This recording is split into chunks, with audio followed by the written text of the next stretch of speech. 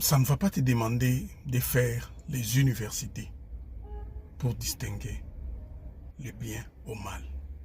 Ça ne va pas te demander d'aller en retraite pour savoir si tu es un enfant de Dieu ou non. Oui, être enfant de Dieu, ce n'est pas un fruit d'hasard.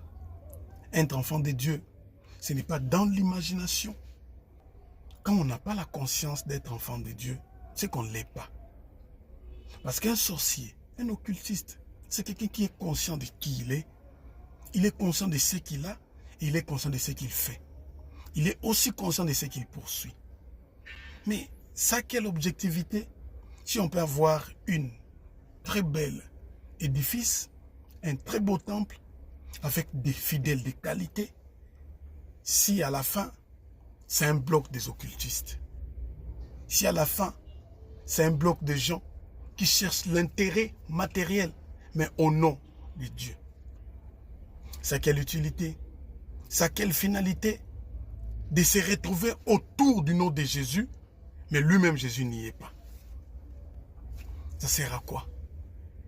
Que servirait-il à un homme de gagner tout, d'avoir des beaux habits, d'être confortable dans son travail, un bon mariage, quelqu'un qui est toujours dans l'avion, partir et revenir, quelqu'un qui ne manque de rien, quelqu'un qui a un beau temple avec des fidèles de qualité.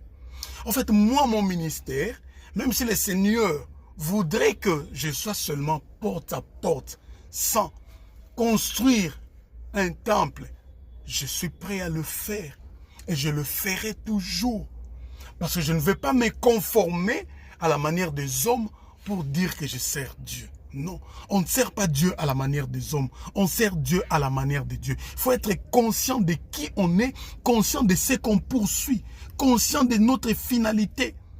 Je prie le Seigneur Dieu d'Alliance que ta conscience soit activée, afin de ne pas passer du temps à autre chose sans Jésus. On passe du temps à l'église, dans les choses de Dieu, mais sans Dieu lui-même. Avec nos désirs, la convoitise, les désirs de la chair, la cupidité, les envies, l'orgueil.